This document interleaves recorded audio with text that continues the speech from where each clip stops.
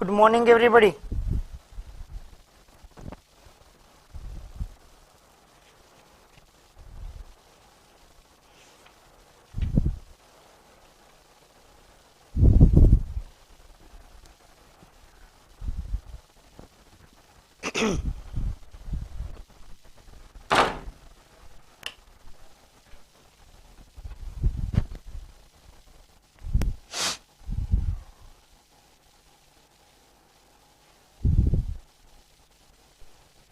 એક ક્વેશ્ચન્સ આપું છું જરા.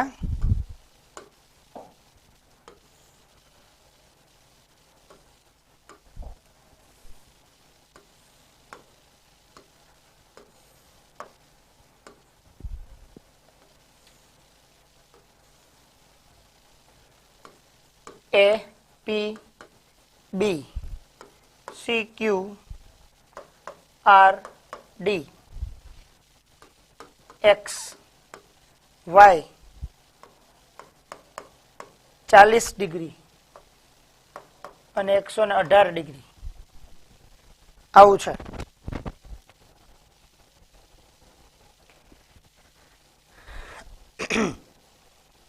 તો એક્સ અને વાય શોધવા છે. ચાલો જી ટ્રાય કરી બતાવો મને ફટાફટ.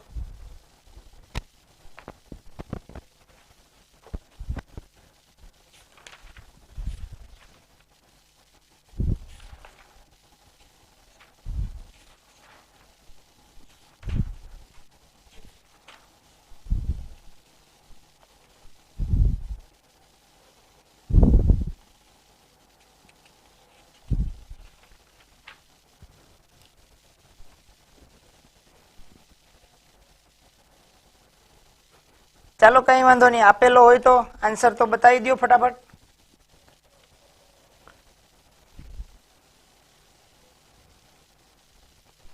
આ જુઓ બે સમાંતર રેખા અને આ એની છેદિકા. તો આ 40 હોય તો કયો ખૂણો 40 થાય? યસ, x બરાબર કેટલો થઈ જાય? 40. બીજી વાત, x વત્તા y બરાબર કેટલા થાય? x વત્તા y બરાબર કેટલા થાય? x વત્તા y બરાબર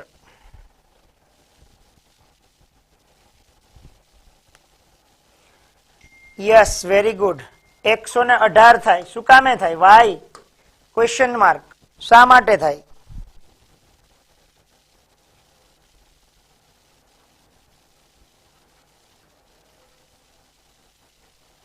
શા માટે?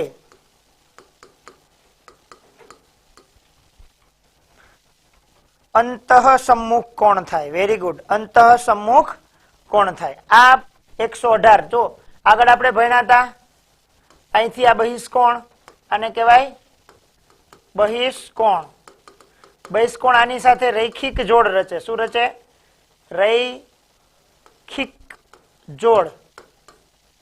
એટલે આ બે નો સરવાળો 180 થાય. અને એક અને z કયો? આ x છે, આ y છે, આ z ના w. તો z વત્તા w 180 થાય, પણ x વત્તા y બરાબર w થાય. ખાસ ધ્યાન રાખજો. ક્લિયર થાય છે? હવે આમ જોવા જઈએ તો આ ચેપ્ટરના મેં તમને 6.2 ના દાખલાઓ કરાવી દીધા. આ પ્રકારનો કરાવી દીધો તો મેં તમને દાખલો. રેડી?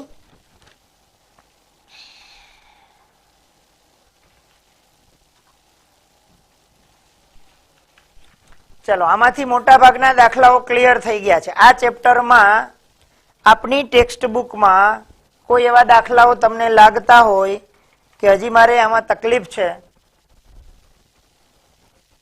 હોમવર્કમાં આપેલું હતું એ સોલ્વ કરાવું. ચાલો કઈ વાંધો નહીં.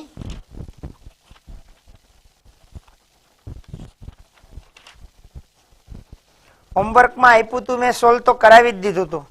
ખૂણો XOY, ખૂણો XOY અને ખૂણો YOZ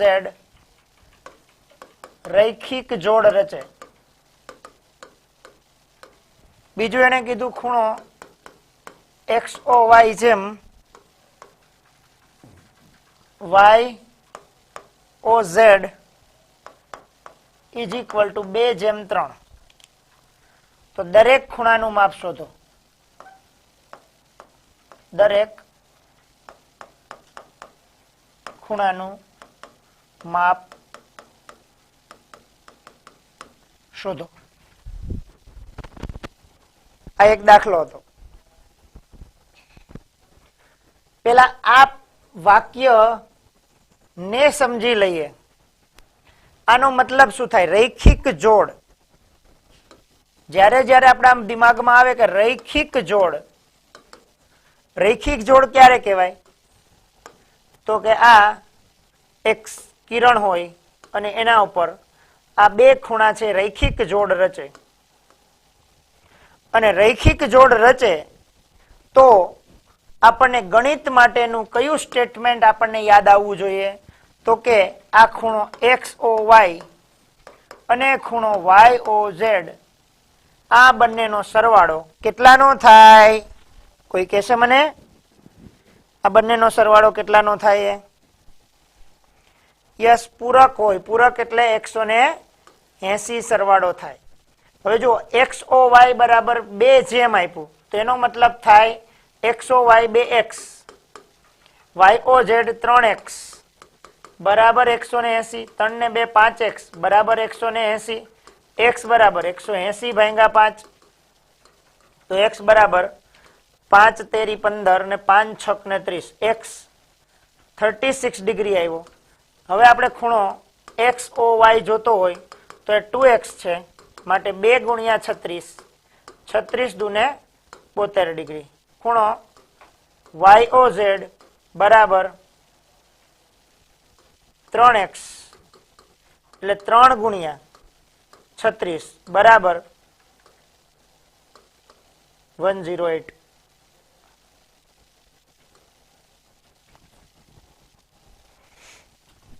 રેડી? આપેલો દાખલો કેટલા લોકોને આ પહેલો દાખલો મેં આપેલો હતો એ ક્લિયર થઈ ગયો છે? ફટાફટ મને કહેશો.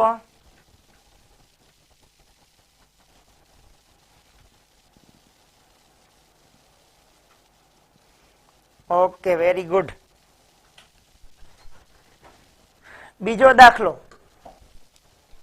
અભિકોણ હતા. ખૂણો AOC અને ખૂણો BOD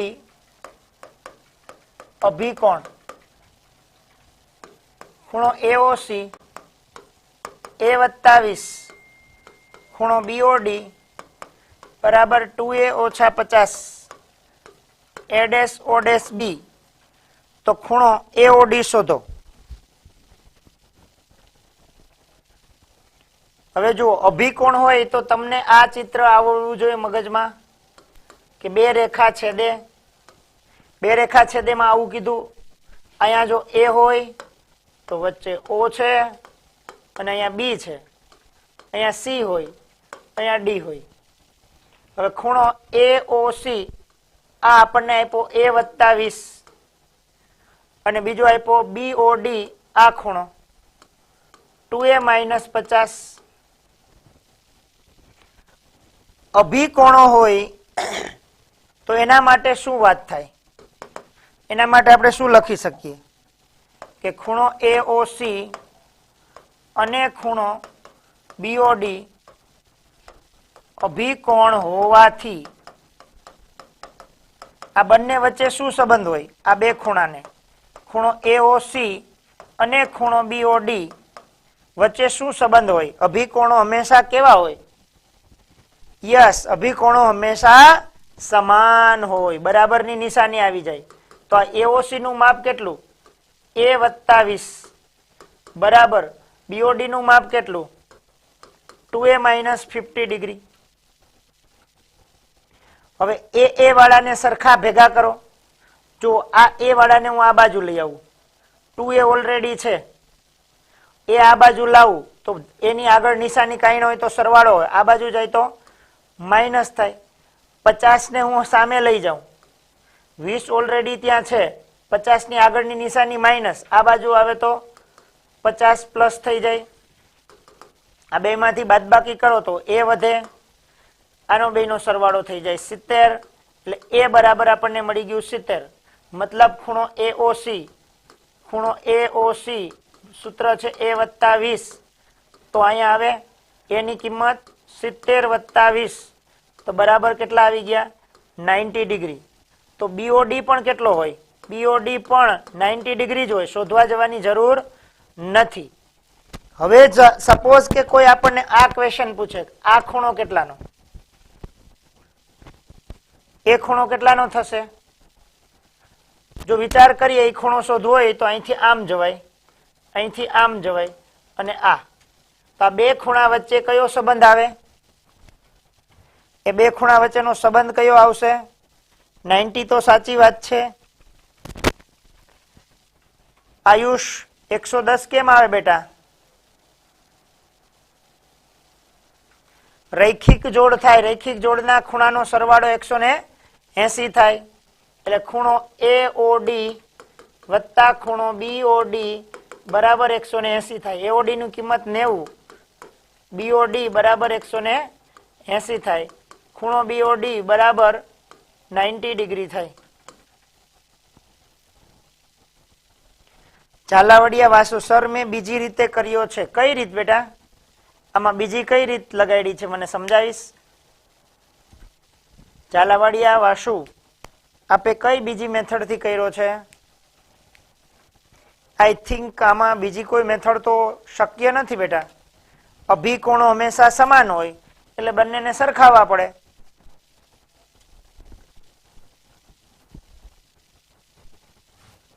આ વાત ખાસ ધ્યાનમાં રાખવી.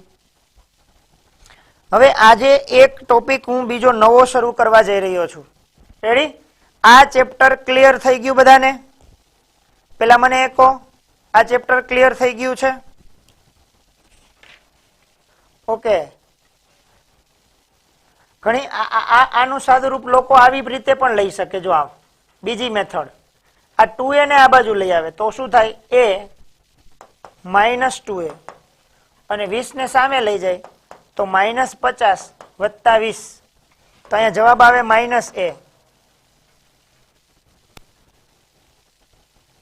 આ 20 ને સામે લઈ જાય તો -20 થાય, તો આ -70 થાય. તો એ જવાબ તો એ જ આવે, a બરાબર 70. ઓકે, એ ચાલે, એમાં કઈ વાંધો નથી.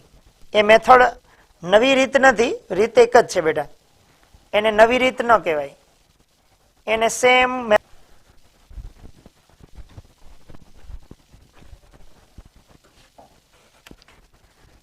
આજે એક જે શરૂઆત કરવી છે મારે તમારી હારે, ખૂબ અગત્યની વાત છે. લોકો બહુ મિસ્ટેક કરે છે આગળ જઈને. એટલે કે અહીંયા જે આપણે ભણવાનું છે એ ટોપિકનું નામ છે સમમેયીકરણ. સમમેયીકરણ, સમય સંખ્યા જેને આપણે કહીએ છીએ. સમમેયીકરણની અંદર આપણે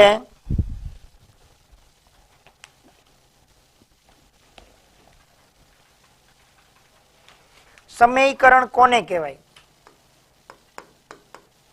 તો કોઈ પણ અસમય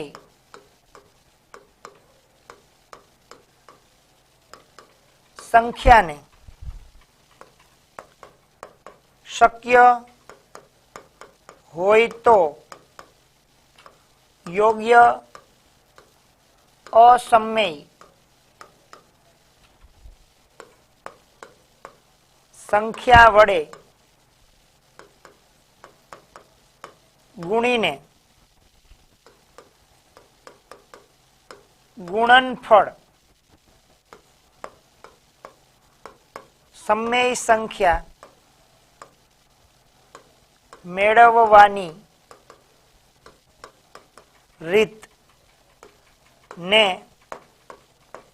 સમમેયીકરણ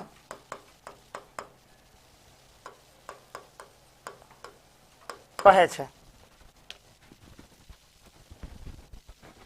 પેલો પ્રશ્ન મારો એ છે, આ ટોપિક વચ્ચેથી એટલા માટે લીધો, જરા મારી વાતને સમજજો. આ ટોપિક મેં આજે એટલા માટે શરૂ કર્યો કે ભવિષ્યમાં જે દાખલાઓ ગણવા જશો ત્યારે તમને અસમય સંખ્યાઓ વારંવાર મળવાની છે. એ સંખ્યાનું સમયીકરણ કરતા આપણને આવડવું જોઈએ, તો જ દાખલો આપણે આગળ કરી શકીએ. નહીતર આપણને એ દાખલાઓ કરવામાં સરળતા રહેતી નથી. ખાસ મારે તમને કહેવાનું છે. તો અસમય સંખ્યા કોને કહેવાય? તમે અત્યાર સુધી સંખ્યાઓ ભણ્યા, તો આ સંખ્યાઓ છે એમાં આમ જોવા જઈએ તો તમે આવી સંખ્યા ભણ્યા કે જેને આપણે 1, 2, 3, 4, 5, 6 અનંત સુધી કહીએ. આ સંખ્યાનું નામ છે પ્રાકૃતિક સંખ્યા, જેને અંગ્રેજીમાં કહેવાય નેચરલ નંબર્સ. Natural numbers. બીજું એનું નામ છે ધન પૂર્ણાંક સંખ્યા. અંગ્રેજીમાં એને કહેવાય પોઝિટિવ ઇન્ટીજર્સ, જેને કહેવાય પોઝિટિવ ઇન્ટીજર્સ. અત્યારે જે હું લખી રહ્યો છું એ બધી સમય સંખ્યા છે. સમય સંખ્યા. સમય સંખ્યાની વ્યાખ્યા એવી છે કે જેને a ના છેદમાં b સ્વરૂપે લખી શકાય, જ્યાં a અને b belongs to z હોય પણ b not equal to 0. અંશ અને છેદ સ્વરૂપે લખી શકાતી હોય એવી સંખ્યાઓ કે જેનો છેદ 0 હોવો જોઈએ નહીં. આમાં ઇન્ટરેસ્ટ લેવાનો છે ભાઈ, ખૂબ સારો ઇન્ટરેસ્ટ લેશો ત્યારે આ જે ભાગ છે હું જે તમને ફાઉન્ડેશન માટે લઈ જઈ રહ્યો છું એ સફળતાપૂર્વક પૂર્ણ થશે. પહેલા તમને હું એ સમજાવું કે કોઈ આપણને 2 લખીને આપે તો એને અંશ અને છેદ સ્વરૂપે લખવું હોય તો મને એ ખબર પડે કે આનો છેદ નથી, તો છેદમાં કાંઈ ન હોય તો 1 લખી શકાય. આને શું કહેવાય? અંશ. અને આને શું કહેવાય?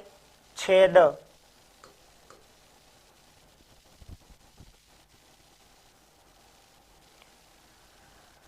ઘણી વખત આપણે લખીએ 2 ના છેદમાં 5, તો આ અંશ આ છેદ.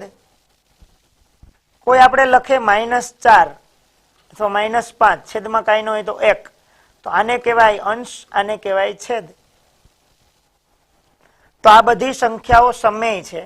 સમય સંખ્યાની અંદર એક જે ભાગ મેં તમને કીધો એવું નામ છે પ્રાકૃતિક સંખ્યા, જેમાં માત્ર ને માત્ર આખી સંખ્યાઓ આપણે જે ગણતરીમાં લઈએ, કોઈ વસ્તુ ગણીએ છીએ ત્યારે શું તમે ગણો છો? એમ ગણો છો 1, અડધો, દોઢ, પોણા 2, પોણા 3 એવું કઈ કરો છો નહીં. ખુરશી ગણવી છે તો તમે કેમ ગણશો? તો કે 1, 2, 3. વિદ્યાર્થીની સંખ્યા ગણવી તો શું કરશો? 1, 2, 3, 4 એવી રીતે જ ગણશો.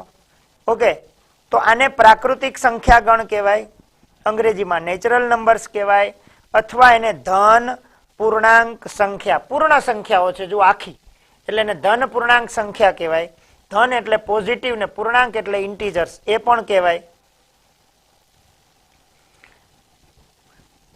હવે બીજી વાત એમાં એ આવે કે પ્રાકૃતિક સંખ્યામાં તમે શૂન્ય ઉમેરી દો, 0, અને પછી ચલાવો આગળ,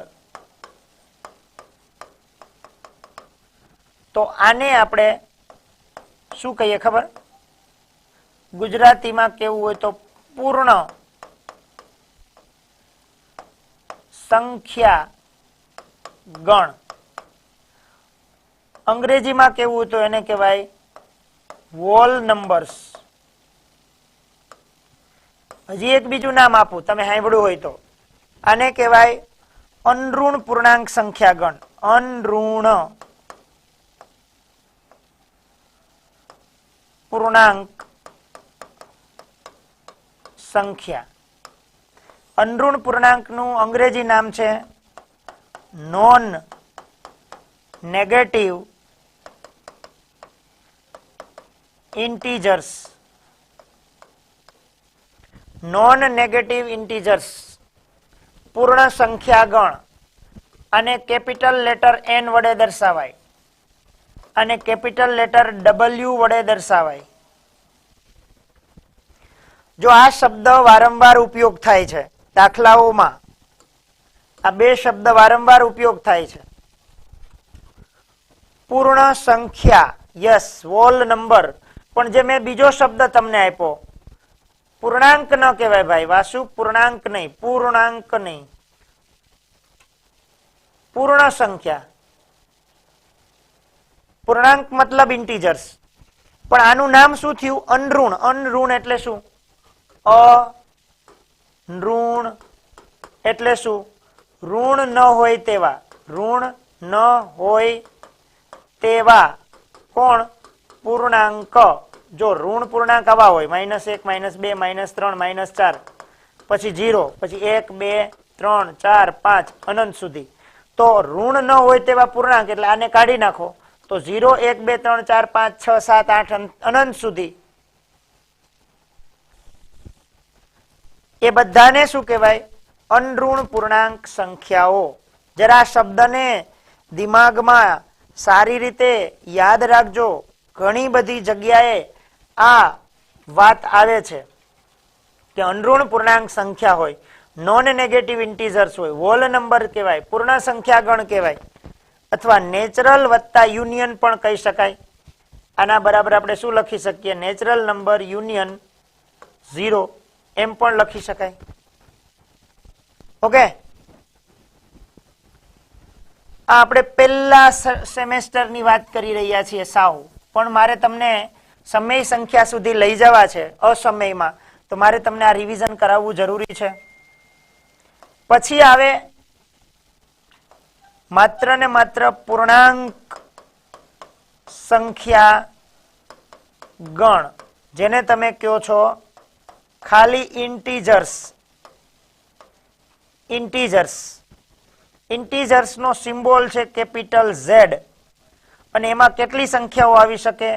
તો કે -1, -2, -3, -4 ... 0, 1, 2, 3, 4, 5 ...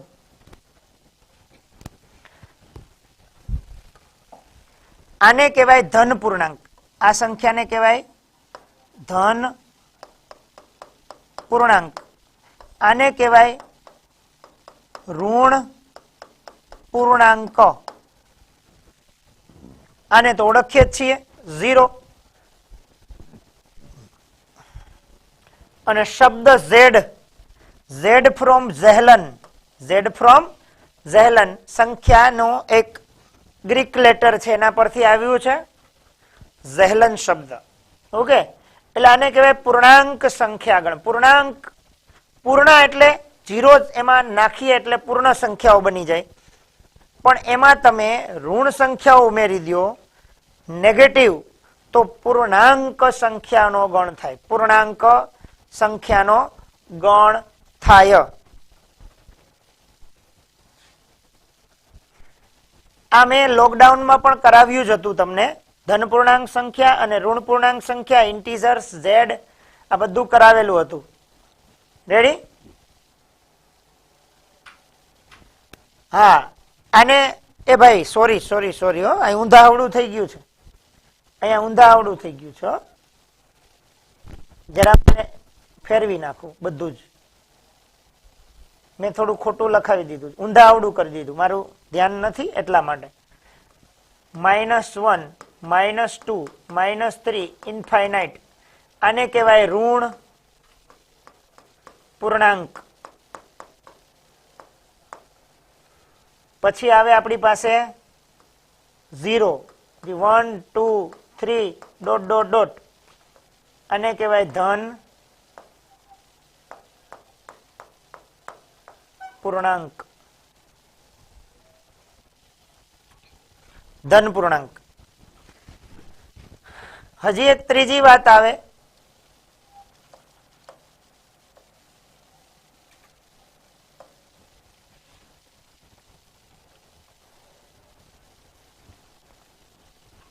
સમય સંખ્યાગણ.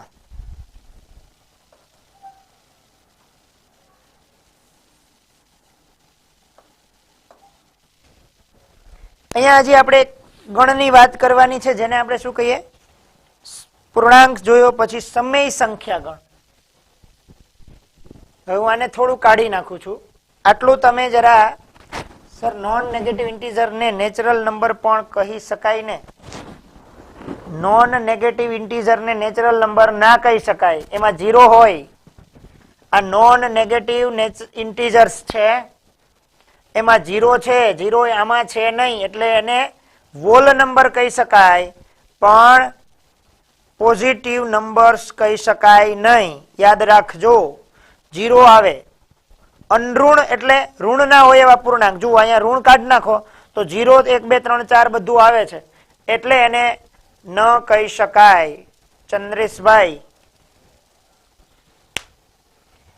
સમય સંખ્યામાં વાત કરી તો સમય સંખ્યાનો એક ગણ નેચરલ નંબર આવે, એક ડબલ્યુ આવે, એક ઝેડ આવે. હવે જે આવે છે સમય સંખ્યામાં, સમય સંખ્યાઓની અંદર ઇન્ક્લુડ કરી શકાય. હવે મુખ્ય સમય સંખ્યામાં આવવાનું છે આપણે. આને તમારે નોંધ કરવાની છે આપની બુકમાં. ઓકે, હું તમને એની સ્ક્રીનશોટ મોકલી આપીશ.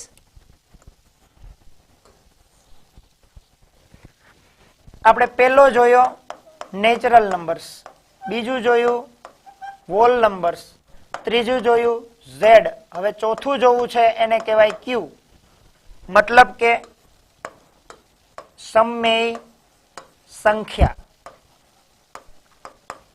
સમય સંખ્યાઓ છે એ જનરલી બધા પ્રકારની આવી જાય. એમાં 1 2 3 4 5 ડોટ ડોટ ડોટ, એટલે નેચરલ નંબર પણ એમાં જ આવે. 0 પણ એમાં જ આવે. -1 -2 -3 -4 -5 ડોટ ડોટ ડોટ. આ બધું ભેગું કરો, આ બે ને ભેગું કરો તો ડબલ્યુ થાય, આ ત્રણેયને ભેગા કરો તો ઝેડ થાય. આ પણ સમય સંખ્યામાં આવે. એના સિવાયની ત્રીજી વાત, 2/3, 3/5, 6/7, આવા બધા, -1/2, -2/3, આવી બધી સંખ્યાઓ. એના સિવાય 0.5, 0.6, 0.125 આવી સંખ્યાઓ. એના સિવાય 0.12, 12, 12 ઇઝ ઇક્વલ ટુ 0.12, આપણે આવું લખીએ. 0.135, 135, 135 ડોટ ડોટ ડોટ. આવી સંખ્યાઓ પણ કેમાં આવે? સમય સંખ્યામાં આવે. ઓકે, આ વાત પણ તમે ભણી ગયા છો. આવી બધી સંખ્યાઓ સમય સંખ્યામાં આવે. હવે જે આપણે ભણવું છે એક નવો ગણ, સમય સિવાયનો ગણ. જો આ નેચરલ, ડબલ્યુ, ઝેડ અને ક્યુ, આમ જોવા જાવ તો એન કેમાં સમાઈ જાય? ડબલ્યુ માં, ડબલ્યુ સમાઈ જાય ઝેડ માં, ઝેડ સમાઈ જાય ક્યુ માં. ઓકે, ક્યુ પછી એક ગણ આવે છે જેને કહેવાય આર. આનું નામ છે વાસ્તવિક. વાસ્તવિક સંખ્યાગણ. વાસ્તવિક સંખ્યાગણ જેમાં બે આવે, સમય પણ આવી જાય અને અસમય પણ આવી જાય. સમય એટલે આ બધા આવી ગયા, એન, ડબલ્યુ, ઝેડ ને ક્યુ. રેડી? હવે એમાં અસમય ઉમેરીએ તો આપણને સંખ્યા મળે, એ વાસ્તવિક સંખ્યા ગણ તરીકે લઈ શકાય, જેને આપણે આર કહીએ, જે આપણે ધોરણ 9 ની અંદર ભણી ગયા. હવે મારે તમને એ સમજાવવું છે કે આ બધી સંખ્યાઓમાં વાસ્તવિક સંખ્યા ગણ એવા બે ભાગની અંદર આપણે ઓબ્ઝર્વ કરી લઈએ.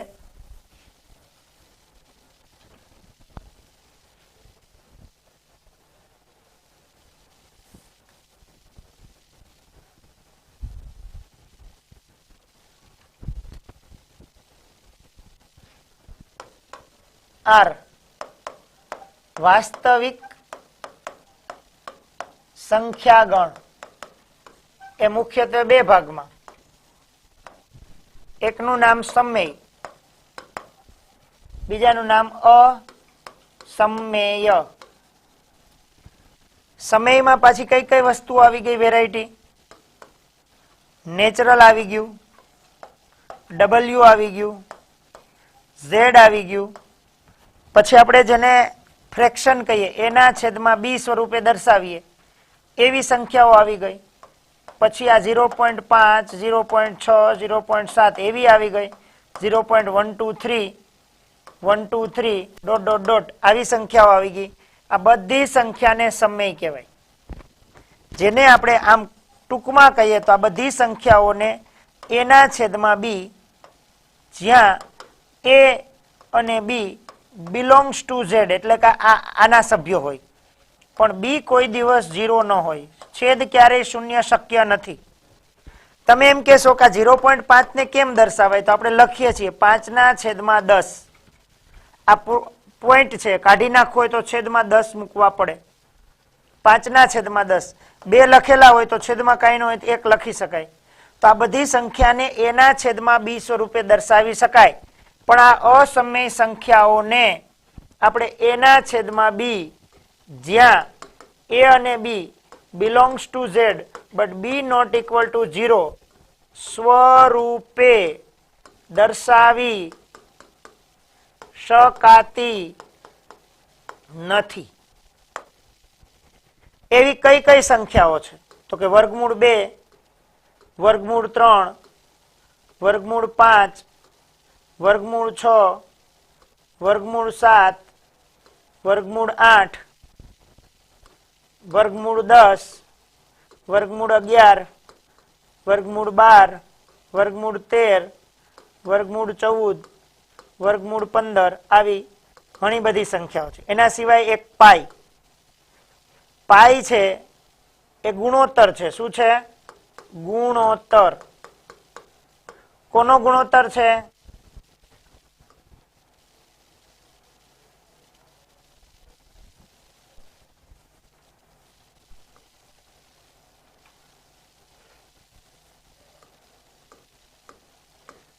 પરિઘ અને વ્યાસનો ગુણોત્તર છે. પરિઘનું સૂત્ર થાય 2πr અને વ્યાસનું સૂત્ર થાય 2r. તો છેલ્લે જવાબ આવે પાઈ. કોઈ પણ વર્તુળનો પરિઘ દોરવાનો, એ પરિઘ લઈ એનું માપ લઈ અને એના વ્યાસના માપનો તમે ગુણોત્તર લેશો તો એનો જવાબ એક અસમય સંખ્યા આવશે.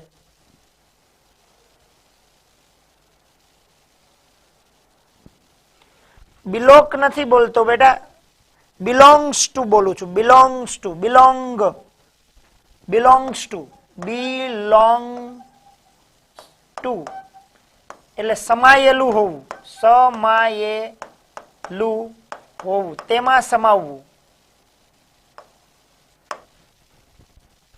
ઉદાહરણ તરીકે હું જાવ્યા પરિવારમાં બિલોંગ્સ ટુ કરું, બિલોંગ કરું. બિલોંગ એટલે એમાં સમાવવું. આ એ ને બી કેમાં સમાઈ જાય? ઝેડ માં. ઝેડ એટલે કોણ? ધન ઋણ. આપણને યાદ હોય તો ઝેડ માં કોણ કોણ આવી શકે? 1, 2, 3, 4 અનંત, 0, -1, -2, -3. આ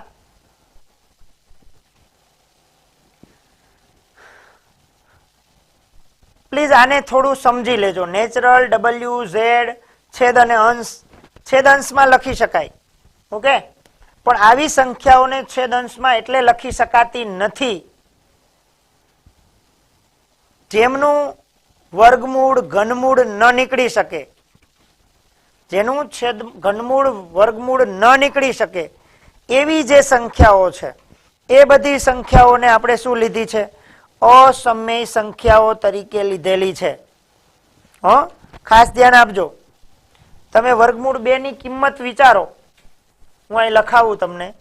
ઉદાહરણ તરીકે આપણે વર્ગમૂળ 2 બરાબર લખીએ તો એની કિંમત છે 1.414213562373 ડોટ ડોટ ડોટ. અને આ વારંવાર કોઈ આંકડો આપણને ખબર પણ પડતી નથી કે આના પછી કયો આંકડો આવશે. એવી રીતે પાઈ ની કિંમત જો લખીએ તો 3.141 5 9 2 6 5 3 5 8 9 7 9 3 2 3 8 ...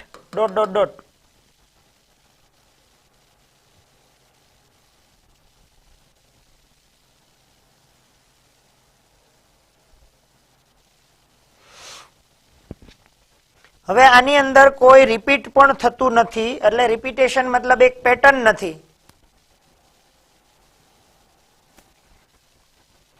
મિત્ર ચંદ્રેશ, √8 નું ઘનમૂળ નીકળે. મેં વર્ગમૂળ લીધું છે, જો આ √8 અને અહીંયા હું 3 લખું તો એને ઘનમૂળ કહેવાય. એનો મતલબ થાય 2 જવાબ. આનો વર્ગમૂળ નીકળે નહીં, ઘનમૂળ નીકળે છે એટલે એ સમય છે. ઘનમૂળમાં 8 સમય છે પણ વર્ગમૂળમાં 8 સમય નથી.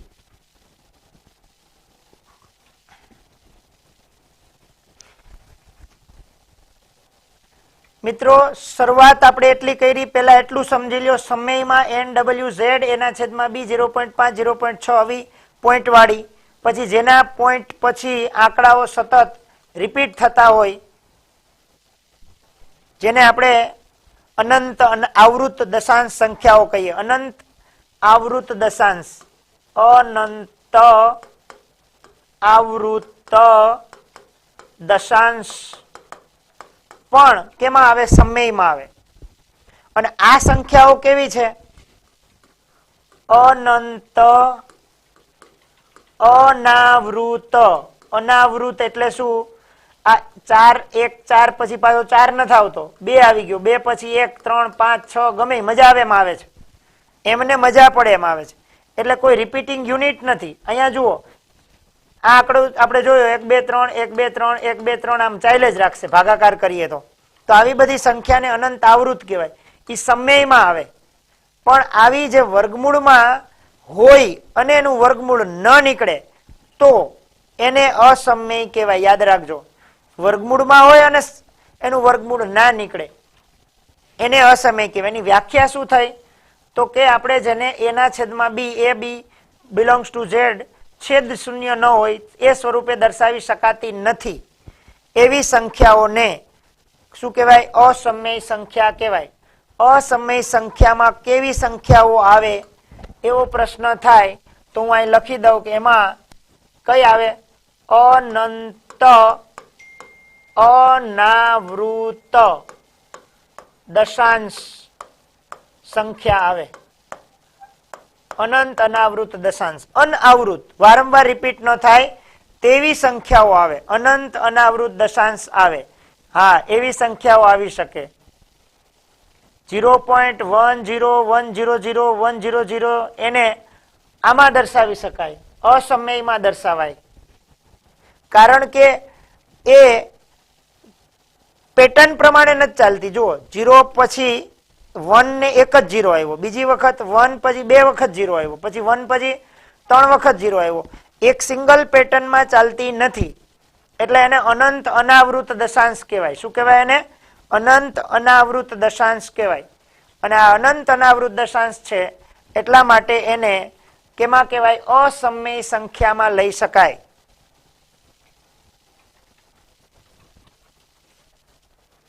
આપણે સમયકરણ કરવું. જુઓ, સમયકરણનો મતલબ હું અસમયમાંથી સમયમાં ફેરવવું. સમયકરણ એટલે શું? તો કે અસમયમાંથી સમયમાં ફેરવવું. આ મારી વાત સમજાય છે? અસમય જે સંખ્યાઓ છે એ અસમય સંખ્યામાંથી સમય સંખ્યામાં રૂપાંતર કરવાની જે પ્રોસિજર છે એને કહેવાય સમયકરણ. કોઈ પણ અસમય સંખ્યાને શક્ય હોય તો યોગ્ય સમય અસમય સંખ્યા વડે ગુણીને, અસમય સંખ્યા હોય એને આપણે અસમય સંખ્યા વડે ગુણીએ અને ગુણીએ તો આપણને શું મળે? સમય સંખ્યા મેળવી શકીએ આપણે.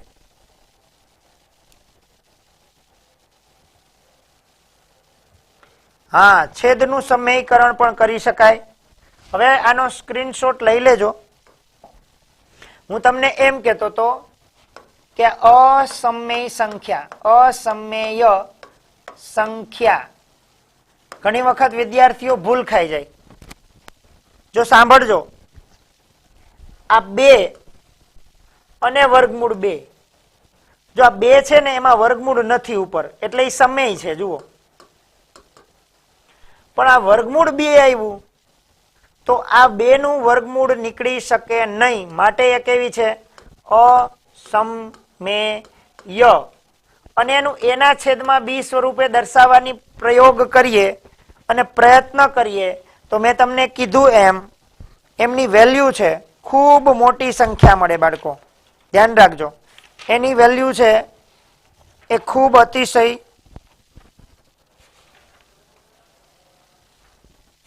રિપીટિંગ થતી નથી એવી સંખ્યાઓ મળે. અને એટલા માટે આપણે એને શું કહી રહ્યા છીએ? અસમય સંખ્યા કહી રહ્યા છીએ. ખાસ ધ્યાન આપજો. ઉદાહરણ તરીકે વર્ગમૂળ 2 મારે લખવું હોય તો એની કિંમત મેં લખાવી 1.41 42 13 56 23 73 ... હવે આનો અંશ હજી આમ નામ ચાલ્યો જ રાખશે અનંત સુધી, અને પાછું પ્રિડક્ટ પણ નહીં કરી શકાય કે આના પછી કોણ આવશે. પણ આમ લખ્યું હોય 0.123 123 123 તો આપણને ખબર પડી જાય કે આ 3 આવ્યો તો હવે 1 આવશે, 1 આવ્યો તો 2 આવશે, 2 આવ્યો તો 3 આવશે, 3 પછી 1 આવશે. એ આપણને ખબર પડી જાય છે. અને એને કારણે આપણે 0.123 આમ 12 વડે દર્શાવીએ છીએ. અને તમને યાદ હશે તો આપણે આને 1/2/3/999 સ્વરૂપે પણ દર્શાવીએ છીએ. આ પદ્ધતિ પણ આપણે ભણી ગયા છે ચેપ્ટર નંબર 1 માં. તો આવી સંખ્યા જે છે, જો 2 છે એ સમય છે પણ વર્ગમૂળમાં 2 જાય તો અસમય છે. 3 છે એ શું છે? સમય છે, પણ વર્ગમૂળમાં 3 જાય તો અસમય છે. 4 એ સમય છે અને વર્ગમૂળમાં 4 એનો મતલબ શું થાય? વર્ગમૂળમાં 2 ગુણ્યા 2 એટલે આનું વર્ગમૂળ નીકળી જાય. કેટલો જવાબ આવે? 2. એટલા માટે વર્ગમૂળ 4 કેવી છે? સમમેય.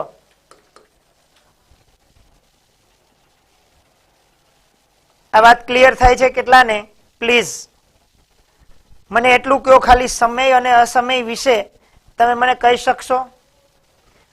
તમારે એટલું જ યાદ રાખવાનું કે વર્ગમૂળમાં હોય અને એનું વર્ગમૂળ ન નીકળે તો એ બધી અસમય. તમને પૂછે 8 અને ઘનમૂળમાં 8 તો હું એમ કહું કે આનો મતલબ એવો થાય 2 દુ 4 દુ 8. આનો મતલબ એવો થાય 2 દુ 4 દુ 8. તમને હજી હું ડિટેલમાં સમજાવીશ હો, જેને નહીં સમજાતું હોય આ વર્ગમૂળ ઘનમૂળ કાઢવાનું. ઘણી બધી વસ્તુઓ મારે તમને હજી સમજાવવી છે. આમ હોય નિશાની, આને કહેવાય વર્ગમૂળ. આવી નિશાની અહીં 3 લખેલું હોય તો આને કહેવાય ઘનમૂળ. આવી નિશાની હોય ને અહીં 4 લખેલું હોય તો આને કહેવાય ચતુર્થ મૂળ. બીજું, આનો મતલબ એવો થાય, તમે એમ લખો કે અહીંયા a અને અહીંયા a, તો આના બરાબર શું લખી શકાય? તો કે આ વર્ગમૂળ એટલે એક ઘાત છે. આ કેટલી ઘાત છે? તો કે આ ઘાત છે. અને કેટલી ઘાત છે? 1/2. ઘનમૂળ એક ઘાત છે. એ કેટલી ઘાત છે? 1/3. આ ચતુર્થ મૂળ એક ઘાત છે. એ કેટલી ઘાત છે? 1/4. તો તમે આ a ની ઉપર કેટલી ઘાત લખી શકો? 1/2. એની ઉપર કેટલી ઘાત લખી શકો? 1/3. એની ઉપર કેટલી ઘાત લખી શકો? 1/5. અહીંયા 4 છે એટલે 1/4.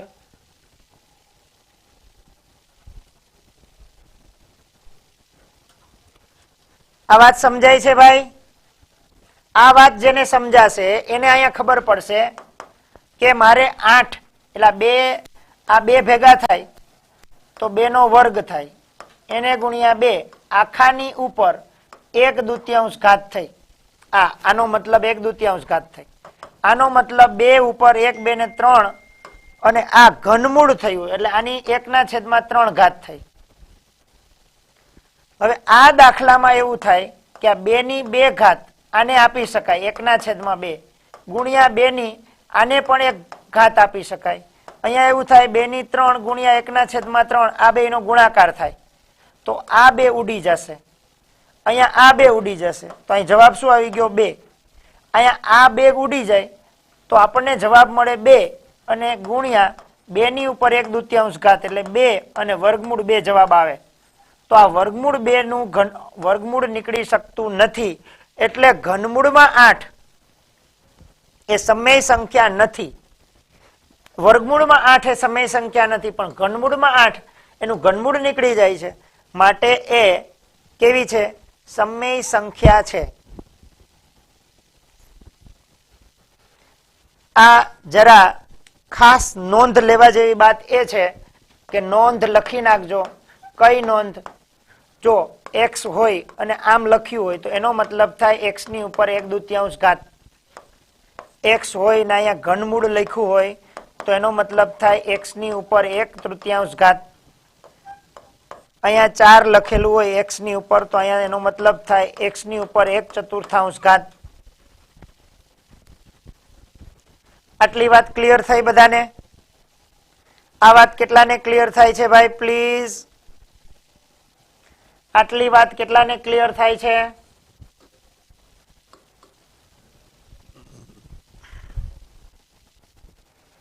ખાસ ધ્યાન આપજો. બીજું, ઘાતની ઘાતનો શું થાય?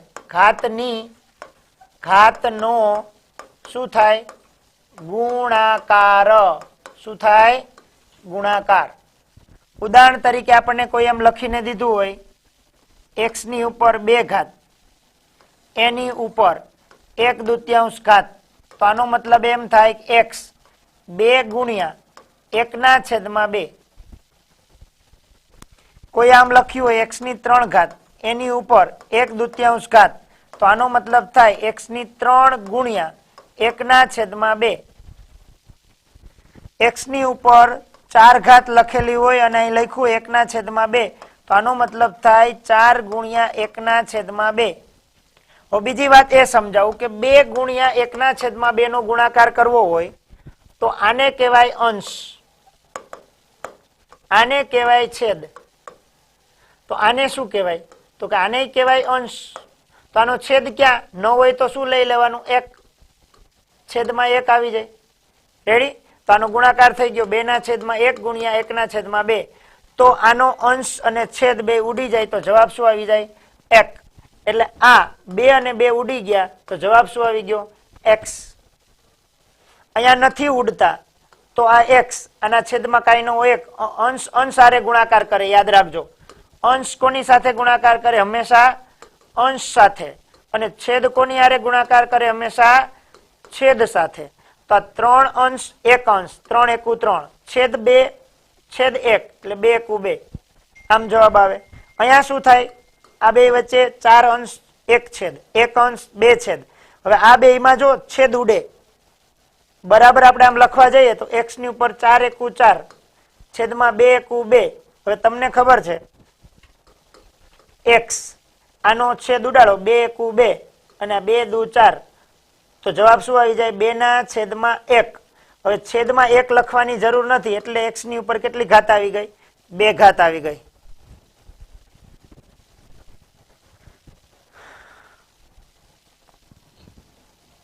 આ વાત સમજશો તો દાખલાઓમાં આપણને કંઈક ઇન્ટરેસ્ટ ડેવલપ થશે. પ્લીઝ સ્ટુડન્ટ્સ, આ બાબતને કેટલા લોકો ક્લિયર કરી શક્યા ભાઈ? આ કેટલાના મગજમાં આવી ગયું કે ઘનમૂળ હોય તો 1/3 ઘાત, વર્ગમૂળ હોય તો 1/2 ઘાત, ચતુર્થ મૂળ હોય તો 1/4 ઘાત. એટલું જ રિવર્સ પણ લખી શકાય. 1/3 હોય તો ઘનમૂળ, 1/2 હોય તો વર્ગમૂળ. ઓકે, આ ખાસ ધ્યાન રાખવાનું છે. બીજું, ઘાતની ઘાતનો ગુણાકાર થઈ શકે. ઘાતની ઘાતનો ગુણાકાર થઈ શકે. રેડી?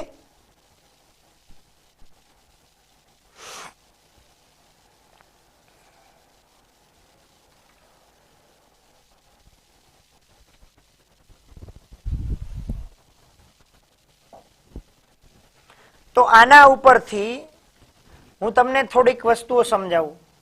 જો વર્ગમૂળમાં 1 હોય તો આપણે 1 તો જેટલી વાર લખવું એટલી વાર લખી શકાય. 1 ગુણ્યા 1 મતલબ શું થયો? 1 નો વર્ગ અને એની ઉપર કેટલી ઘાત થઈ? 1/2 ઘાત. એટલે આ 2 અંશ અને છેદ ઉડી જાય તો જવાબ શું આવી જાય? 1. આ વર્ગમૂળમાં 2 હોય તો આનું વર્ગમૂળ નીકળે નહીં. વર્ગમૂળમાં 3 હોય તો આનું વર્ગમૂળ નીકળે નહીં. વર્ગમૂળમાં 4 હોય તો આનું વર્ગમૂળ કેમ નીકળે? તો કે વર્ગમૂળમાં 4 હોય તો એનો મતલબ એવો થાય કે 4 ની ઉપર 1/2 ઘાત.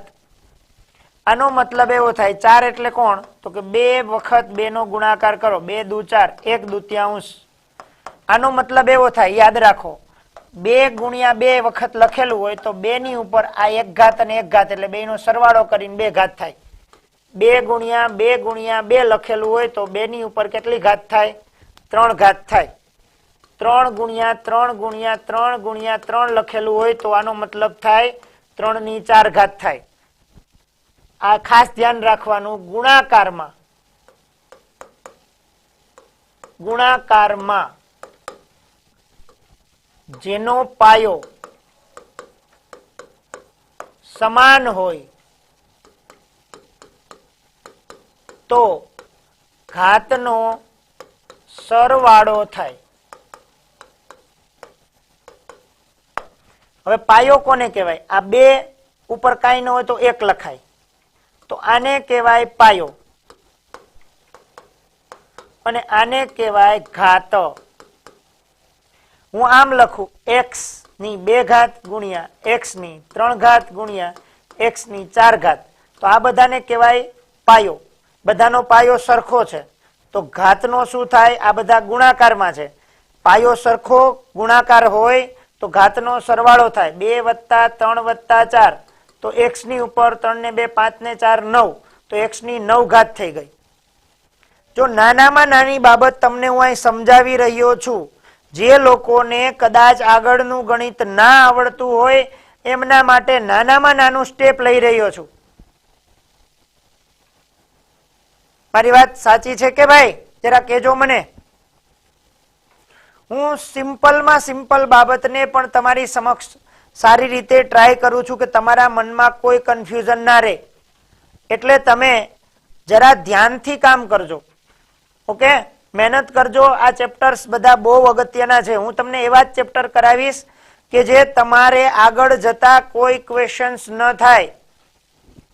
ઓકે, મારે તમને જે મેઇન બાબત ઉપર લઈ જવા છે એમાં નાની નાની બાબતો ખૂબ મહત્વની છે, નહીતર આગળની વાત સમજવામાં બહુ મુશ્કેલી પડશે. પ્લીઝ. તો આનો મતલબ એવો થયો 2 ની ઘાત 1 અને 1 એટલે 2 ની કેટલી ઘાત થઈ? 2 ઘાત. એની ઉપર શું આવે? 1/2. તો હવે તમને મેં ભણાવ્યું કે આ 2 ની 2 ઘાત, ઘાતની ઘાતનો શું થાય?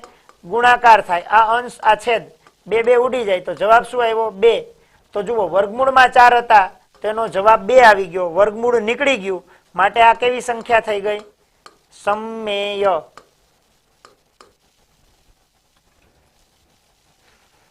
તો વર્ગમૂળ 4 પણ કેવી થઈ? સમય. શું કામે? તો કે એનું ઘણી વખત આપણને કોઈ એમ પૂછે, ઘણા લોકો એવી મિસ્ટેક કરે છે, પ્લીઝ ધ્યાન આપજો.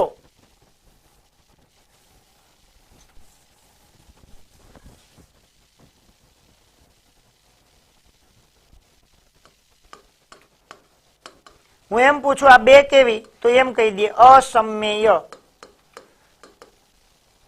આપણે પૂછીએ શા માટે? તો એમ કે આનું વર્ગમૂળ નીકળે નહીં. અરે ભાઈ, જો વર્ગમૂળમાં હોય અને 2 અંદર હોય તો તારે વિચાર કરવાનો છે. આ તો કેવી છે? નેચરલ નંબર છે, પ્રાકૃતિક છે. વર્ગમૂળ તો આપ્યું જ નથી માટે આ તો કેવી થાય? સમમેય જ થાય. રેડી? 3 આપ્યું હોય સમય છે, પણ વર્ગમૂળ 3 હોય તો એ કેવી છે? અસમય છે. મારી વાત પકડાય છે ભાઈઓ? હું એમ લખું આ 5 કેવી છે? 5 સમય કે અસમય? 5 સમય કે અસમય? 5 છે એ સમય કે અસમય? પ્લીઝ.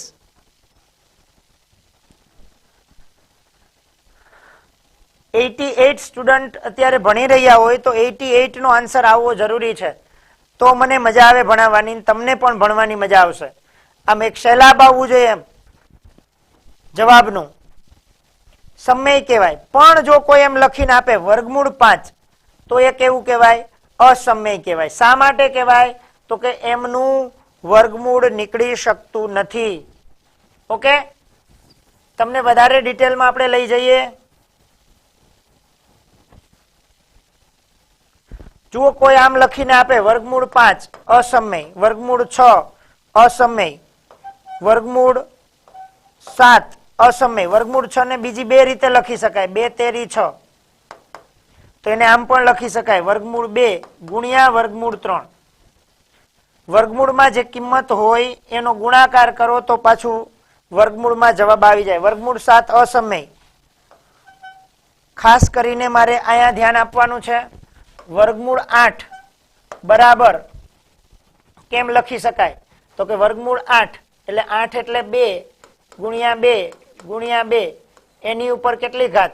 1/2 ઘાત બરાબર. આ બે ભેગા કરો તો 2 ની કેટલી ઘાત થઈ જાય? 2 ગુણ્યા 2 આખાની ઉપર 1/2 ઘાત. હવે આવી રીતે લખેલું હોય, 2 ઉપર 1/2 ઘાત હોય તો 2 ની ઉપર આને, આ ઘાતને આની ઉપર ગુણી શકાય, એને ગુણ્યા આ ઘાતને આની પર પણ ગુણી શકાય. એમાં આ 2 ને 2 ઉડી ગયા તો ખાલી કેટલા વધ્યા? 2 ગુણ્યા 2 ની ઉપર 1/2 ઘાત એટલે ઊંધું કરો તો વર્ગમૂળ 2. તો આનો મતલબ એવો થાય 2 વર્ગમૂળ 2. કોની કિંમત આવી? વર્ગમૂળ 8 ની. એમાં આટલો ભાગ સમય છે, પણ આ ભાગ કેવો છે? અસમય. તો સમય ગુણ્યા અસમય તો સંખ્યા કેવી બની જાય? અસમય. સંખ્યા કેવી બની જાય? અસમય. સમય અને અસમય નો ગુણાકાર કરો તો હંમેશા શું આવશે? અસમય આવશે. સરવાળો પણ અસમય થાય.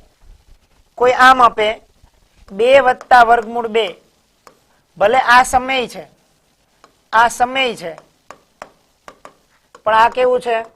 અસમય. માટે આ ટોટલ શું થયું? અસમય. 2 ના છેદમાં વર્ગમૂળ 2 આ સમય, પણ આ ભાગ કેવો છે? અસમય. તો આખી સંખ્યા કેવી થઈ? અસમય. સમજાય છે આ વાત? પ્લીઝ, કેટલાને આ સમજાય છે? વર્ગમૂળ 8 બરાબર 2 વર્ગમૂળ 2 થાય. આ વાત ખૂબ સારી રીતે ધ્યાનમાં રાખજો. આમનો આપણે ઉપયોગ કરવાનો હોય છે, વારંવાર ઉપયોગ કરવાનો હોય છે. વર્ગમૂળ 8 એટલે હવે સીધી રીતે યાદ રાખી લેવાનું કે 8 એટલે 2 ગુણ્યા 2 ગુણ્યા 2. એનો મતલબ એવો થાય 2 નો વર્ગ ગુણ્યા 2. વર્ગ અને વર્ગમૂળ ઉડી જાય. હવે એટલું મગજમાં આવશે? હલો, તમને આટલું ક્લિયર થશે ભાઈ? વર્ગ અને વર્ગમૂળ ઉડી જાય, ઘન અને ઘનમૂળ ઉડી જાય. શું કામે ઉડી જાય? હવે સમજાણું? હું આમ લખું કે આ વર્ગમૂળમાં x, તો આનો મતલબ એવો થાય કે x ની ઉપર 1/2 ઘાત. હું આમ લખું વર્ગમૂળમાં x નો વર્ગ, તો આનો જવાબ શું થાય? ખાસ ધ્યાન આપજો. આ વર્ગમૂળ એટલે શું થઈ ગયું? 1/2. જુઓ, આ વર્ગમૂળ પહેલા લખ્યું 1/2. x ની ઉપર કેટલી ઘાત? 2 ઘાત. તો આનો મતલબ થાય x ની ઉપર 2 ગુણ્યા 1 ના છેદમાં 2. આ 2 2 ઉડી જાય તો જવાબ શું આવી જાય? x. તો હવે પછી હંમેશા ધ્યાન રાખશું કે વર્ગમૂળમાં કોઈ સંખ્યાનો વર્ગ હોય તો જવાબ કોણ આવે? ખુદ પોતે. વર્ગમૂળમાં 2 નો વર્ગ હોય તો જવાબ શું આવે? 2 પોતે. વર્ગમૂળમાં 3 નો વર્ગ હોય તો જવાબ કોણ આવે? પોતે. આ વાત કેટલાને ક્લિયર થાય છે? તો હંમેશા હવે યાદ આવશે, વર્ગમૂળમાં હોય અને પોતાનો વર્ગ હોય તો વર્ગ અને વર્ગમૂળ ઉડી જાય. શું કામે? તો કે વર્ગ એટલે 2 અને વર્ગમૂળ એટલે 1/2. આ અંશ, આ છેદ, આ અંશ છેદ, એટલે આનો અંશ આના છેદ આરે ઉડી જાય. જવાબ શું આવી જાય? 1 ઘાત. કેટલા લોકોને ક્લિયર થાય છે? આ ખૂબ મહત્વની વાત મેં કહી તમને કે જો કોઈ સંખ્યાનો વર્ગ હોય અને વર્ગમૂળમાં હોય તો વર્ગ અને વર્ગમૂળ ઉડી જાય, જવાબ એ આવી જાય. વર્ગ અને વર્ગમૂળ ઉડી જાય, જવાબ એ આવી જાય. વર્ગ અને વર્ગમૂળ ઉડી જાય, જવાબ એ આવી જાય. રેડી? જો કોઈ સંખ્યાનો ઘન હોય અને એના ઉપર ઘનમૂળ હોય, ઘન અને ઘનમૂળ ઉડી જાય. હો, ઘન અને ઘનમૂળ ઉડી જાય. ધારો કે x હોય એનો ઘન અને કોઈ અહીંયા લખીને આપે ઘનમૂળ, તો આનો મતલબ થાય x ની ઉપર 3 ઘાત, ઘનમૂળ મતલબ 1/3, એટલે x ની ઉપર 3 ગુણ્યા 1/3 આ બે ઉડી જાય તો જવાબ શું આવે? x. એટલા માટે ઘન અને ઘનમૂળ ઉડી જાય, વર્ગ અને વર્ગમૂળ ઉડી જાય. આ વાત સમજાય? તો અહીંયા શું થયું જુઓ, આ બે વસ્તુ છે, આ બે નો વર્ગ ગુણ્યા વર્ગમૂળમાં 2, આ બે કટકા કરી નાખ્યા, મેં બે ભાગ કરી નાખ્યા. 2 નો વર્ગ એનું વર્ગમૂળ, 2 નો વર્ગમૂળ, કારણ કે બંનેને વર્ગમૂળ છે. તો અહીંથી જવાબ શું નીકળીને આવે? વર્ગ અને વર્ગમૂળ નીકળી જાય એટલે 2, આનું વર્ગમૂળ નીકળે નહીં એટલે જવાબ આવે 2 વર્ગમૂળ 2. તો કેટલા લોકોના દિમાગમાં આ ક્લિયર થયું કે વર્ગમૂળ 8 જ્યારે પણ લખેલું હશે ત્યારે તમને એવું સમજાઈ જશે કે 8 એટલે 2 દુ 4, 2 નો વર્ગ ગુણ્યા 2, આ વર્ગ અને વર્ગમૂળ નીકળી જાય એટલે 2, પણ આ વર્ગમૂળ ન નીકળે એટલે વર્ગમૂળ 2. આ વાત શ્યોરલી ડેમ શ્યોર આપણે યાદ રાખવાની છે. વર્ગમૂળ 8 ની કિંમત શું થાય? તો મગજમાં યાદ રાખવાનું 2 વર્ગમૂળ 2. પાક્કું યાદ રાખી શકશો? વર્ગમૂળ 8 એટલે 2 વર્ગમૂળ 2. આટલી સંખ્યા ભણ્યા એમાં યાદ એ રાખવાનું થયું કે વર્ગમૂળ 4 એટલે 2 થાય. વર્ગમૂળ 8 એટલે 2 વર્ગમૂળ 2 થાય. વર્ગમૂળ 9 એટલે 3 થાય. કારણ શું? તો આગળ જ જોયું, 9 એટલે 3 નો વર્ગ અને વર્ગમૂળ એટલે જવાબ આવી જાય 3. રેડી? વર્ગમૂળ 10 નું કાંઈ ના થાય, વર્ગમૂળ 11 નું કાંઈ ના થાય. વર્ગમૂળ 12, આનો જવાબ કોઈ આપી શકશે મને? વર્ગમૂળ 12. વર્ગમૂળ 12 ની કિંમત શું થાય?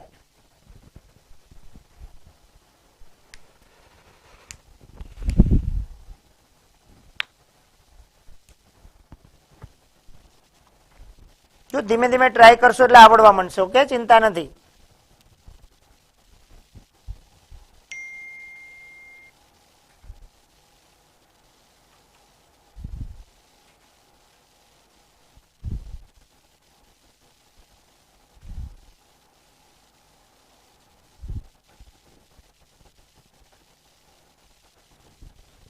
યસ, જો અહીંયા ધ્યાન આપો. સરસ, ઘણાને આવડી ગયું છે, મોટા ભાગનાને. આમ લખી શકાય, 12 એટલે 4 તેરી 12. રેડી? બીજી વાત, 4 એટલે શું?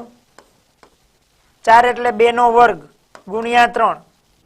હવે જુઓ, આ વર્ગ અને વર્ગમૂળ નીકળી જાય, વર્ગ અને વર્ગમૂળ નીકળી જાય એટલે શું આવે? 2. પણ આ 3 ઉપર વર્ગમૂળ છે એ ન નીકળે એટલે વર્ગમૂળમાં 3.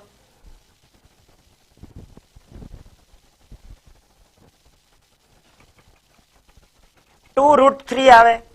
બહુ સરસ મજાની વાત છે. વર્ગમૂળ 13, વર્ગમૂળ 14, વર્ગમૂળ 15, વર્ગમૂળ 16. વર્ગમૂળ 16 નો જવાબ આવે તો કે ચોકે ચોકે 16 એટલે 4 નો વર્ગ. વર્ગ અને વર્ગમૂળ નીકળી જાય, જવાબ કેટલો આવે? 4. 16 પછી 17 પછી 18. 18 નો જવાબ કેટલો આવે? કોઈ કહેશે મને? 18 નો જવાબ વર્ગમૂળ 18. પછી વર્ગમૂળ 20, પછી વર્ગમૂળ 24, પછી વર્ગમૂળ 25, વર્ગમૂળ 28, વર્ગમૂળ 32,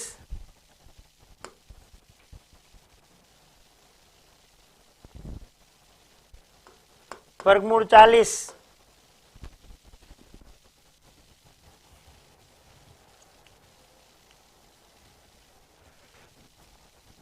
યસ, અહીંયા આપણે લખી શકીએ 9 દુ 18.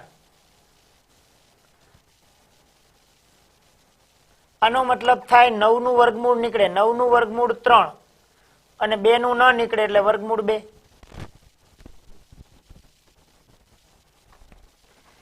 ફેર બુકમાં લખવાનું છે યસ. ખૂબ અગત્યનો ટોપિક શરૂ થઈ ગયો છે ભાઈ. હવે 20 એટલે શું થાય? 4 પંચા ને 20, જેનું વર્ગમૂળ નીકળે ને એવા ભાગ પાડવાના. 4 નું વર્ગમૂળ 2 થાય એટલે 2 વર્ગમૂળ 5. 24, 4 છક 24, 4 નું વર્ગમૂળ 2 વર્ગમૂળ 6.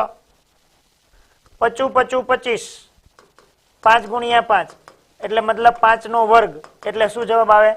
5.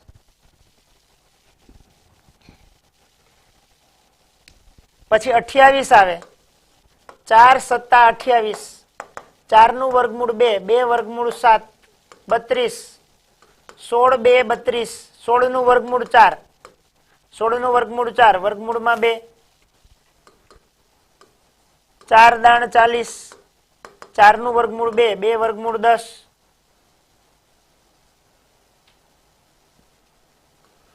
45, 9 પંચા 45, તો 9 નું વર્ગમૂળ આવે 3 3 વર્ગમૂળ 5.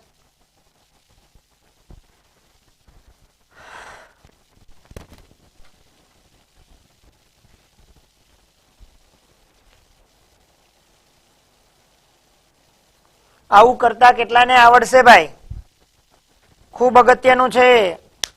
આની બહુ જરૂરિયાત પડવાની છે ભાઈ. આને સમજીને હોમવર્કમાં કરજો.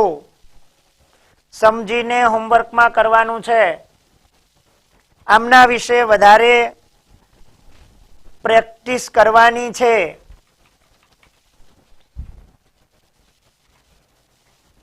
આનો સ્ક્રીનશોટ લઈ નોટબુકમાં કરજો ને હોમવર્કમાં હું આપું છું, પ્રશ્નો થોડાક કરજો.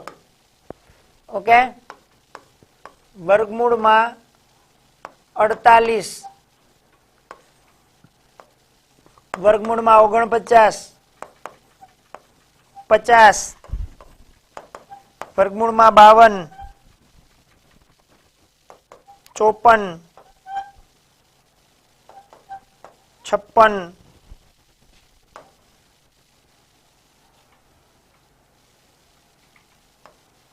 60,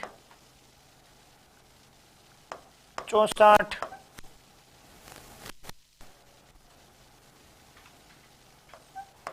68, 72, 74, 75, 76, ટ્રાય કરવાની છે જેટલું આવે એટલું. 78,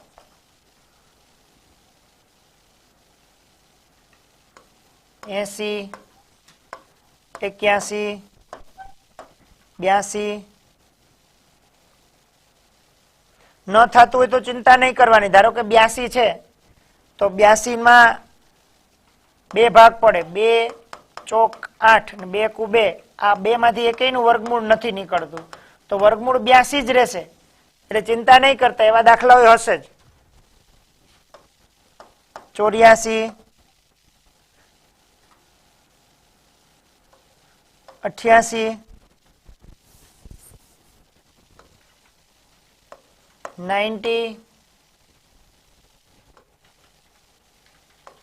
94,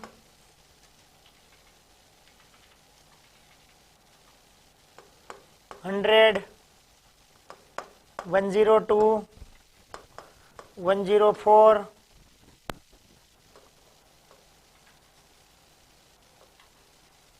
108. હવે આમાં શું કરાય ખબર? 102 આમ લખેલું હોય તો આમ આમ આમ અવયવ પાડી લેવાય. 2 પંચા 10, 2 કુ 2 અને 51, 13 7 51 થાય. આઈ થિંક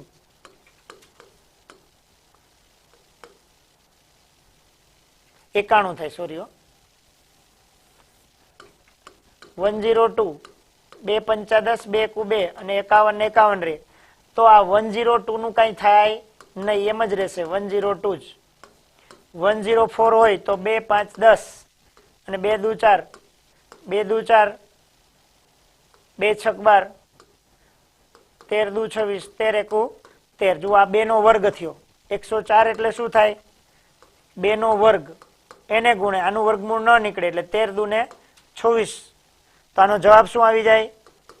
આ 2 અને વર્ગમૂળ નીકળી જાય એટલે 2 વર્ગમૂળ 26. આ મેથડથી કરવાનું. મોટા આંકડા હોય તો આનું અવયવ પાડતા શીખી જવાનું. 108 ના અવયવ પાડવાના. 2 પંચા 10, 2 ચોક 8, 2 દુ 4, 2 સત્તા 14, 3 નવા 27, 3 તેરી 9 ને 3 એકુ 3. તો 108 એટલે જુઓ ઘણું બધું થયું. આ 2 નો વર્ગ એ થાય, એનો ગુણ્યા 3 નો વર્ગ પણ થાય, અને એનો ગુણ્યા 3. એટલે આ વર્ગ અને વર્ગમૂળ નીકળી જાય 2, 3 વર્ગ અને વર્ગમૂળ નીકળી જાય, અને આનું ન નીકળે એટલે વર્ગમૂળ 3. તો જવાબ આવ્યો 3 દુ 6 વર્ગમૂળ 3. કઈ મેથડ થી કરવું એ સમજાય છે ભાઈ? રેડી? આ હોમવર્કમાં કરવાનું છે, શીખવાનું છે. હું ક્લાસમાં આવીશ, તમને પૂછીશ ભાઈ કે ચાલ મને આ કમ્પ્લીટ કરાવ. ટેબલ આવડવા જરૂરી છે. હા, મેં લોકડાઉનમાં કરાવેલા હશે, પણ ફરીથી આપણે અહીંયા શરૂ કર્યું છે. રેડી? હજી સમય સંખ્યાને અસમય કરતા શીખા નથી, એ શીખવાની છે. એ શીખતા પહેલા એ આગળ કરવાનું છે. આ બધું ફેરબુકમાં કરવાનું છે. ફેરબુકમાં. ઓકે, અત્યાર સુધીનું હોમવર્ક આજે લઈને આવવાનું છે. અત્યાર સુધીનું, શનિવાર સુધીનું હોમવર્ક આજે ક્લિયર કરી નાખવાનું છે.